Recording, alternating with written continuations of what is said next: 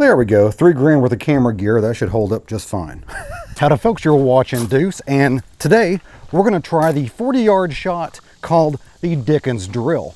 And basically you take a person-sized target, put it 40 yards away, and it somewhat emulates what Mr. Dickens did in, is it Dicken or Dickens? I can't remember. But anyway, where he stopped a bad guy in a mall. Of course, you can't go too specific with that because YouTube does not like certain words.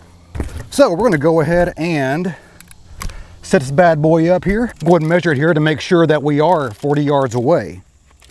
Because when I first heard about the shooting there, I thought the media had mixed up yards with feet. And I thought 40-foot shot, okay, that's not a big deal.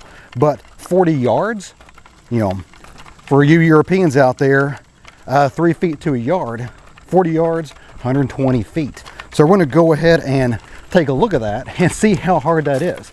You can see behind me right there how far away 40 yards actually is. And we are underneath the canopy because it is about to rain, unfortunately. But here we go. If I can get that to focus there, you can see that. Boy, it is hot today. And just in case you're wondering why I'm comparing myself at an official shooting range, fresh for the day, to someone being surprised at the mall. Well, I am not, number one. And number two, all morning I've been putting down hardwood flooring and my arms are like rubber right now. So I'm not fresh on the range like some people would be on YouTube. Okay, I got a Glock 17, actually it's a Glock 22 with a 9mm conversion barrel. And I do have it inside the waistband holster, appendix carry, because that's just how I roll.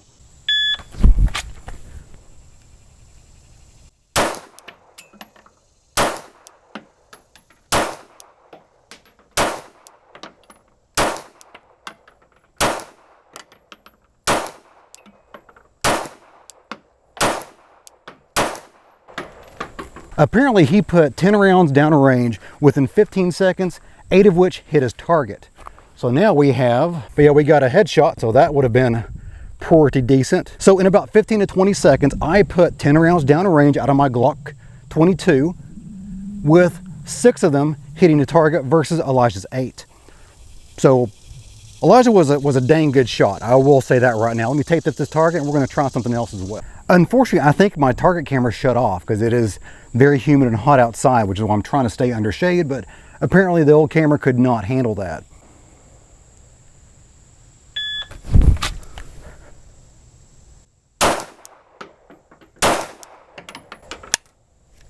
Oh, we got a jam.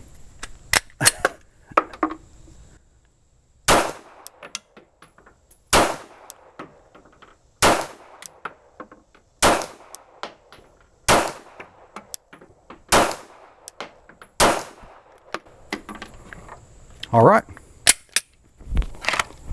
Now that was interesting, the fact I did have a legitimate ammo malfunction there. I'm not sure if it was a fail to feed, well it was a fail to feed, or even a bad primer. I'm not sure. I'll have to take a look at that bullet right after we tape up this target here and take a look at it. And we did much better this time around. Good job. All right, so we got a headshot, maybe a neck shot. Boom, boom, boom, boom, and boom. Nice. All right, so we got 6 rounds on target in about 25 seconds, but that included clearing a jam. So 6 rounds hitting out of 9 rounds down range.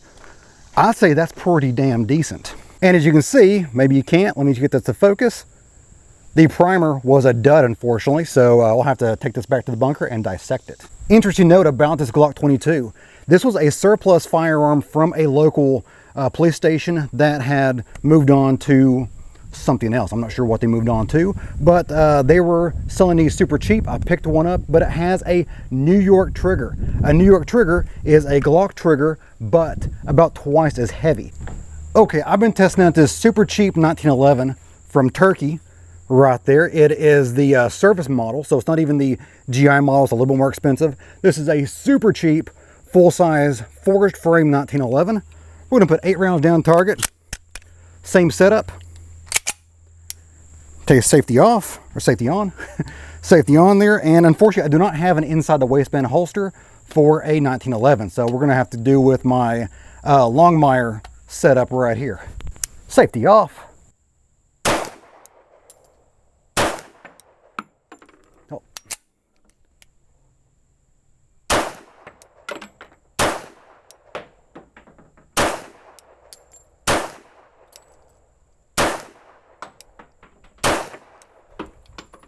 Still having some issues with that 1911. I think it might be an ammo issue, and it's just not happy with my semi-wad cutter ammo. It really prefers a normal ball ammo, but you can see big ol' holes here. Boom, boom, boom, and boom. It just occurred to me that I've been using my competition bullets all this time for my Glock, which I've not tested it in this Glock, in this barrel, because some barrels just do not like those lead-based bullets. So I got some Tula right here, ready to put through this, and we'll see what 10 rounds do here.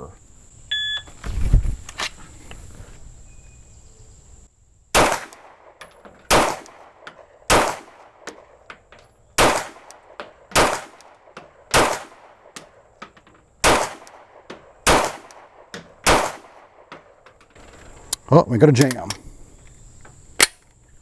One last one.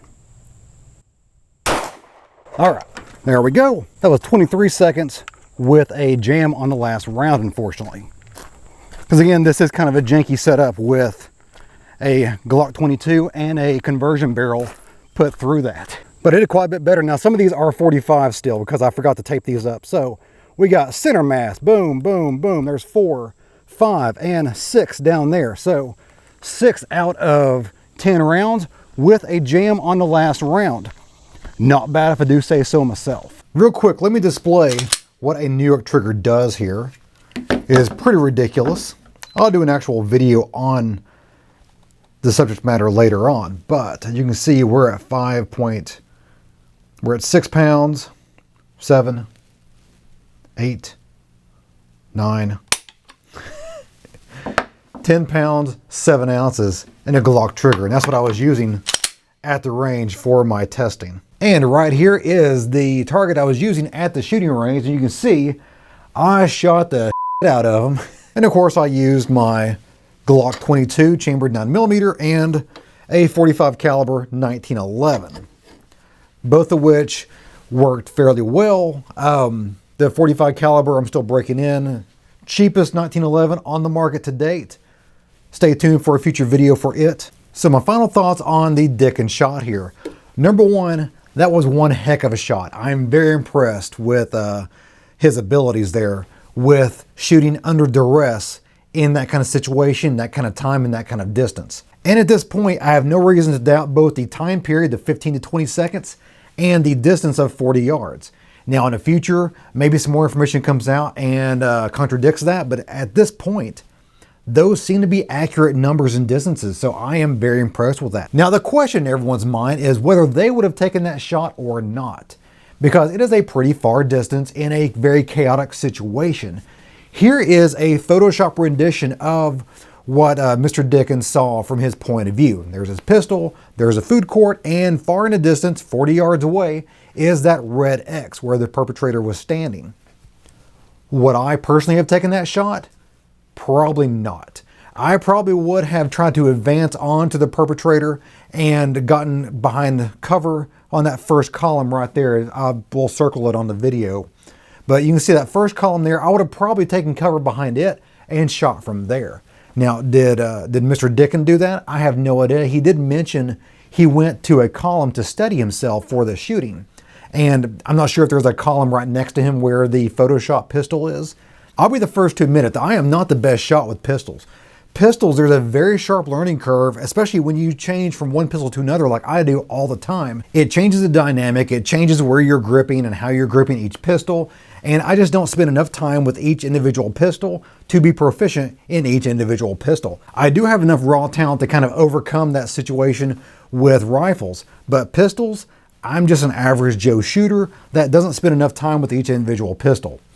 And it shows. So guys, tell me in the comments below what you would have done in that same scenario. Would you have taken the shots as is from that location right there, or would you have advanced onto the perpetrator, closing the distance and making your shots more accurate, more trustworthy? And if you have any other comments, questions, or show ideas, leave that in the comment box below the video. And as always, you guys have a great day.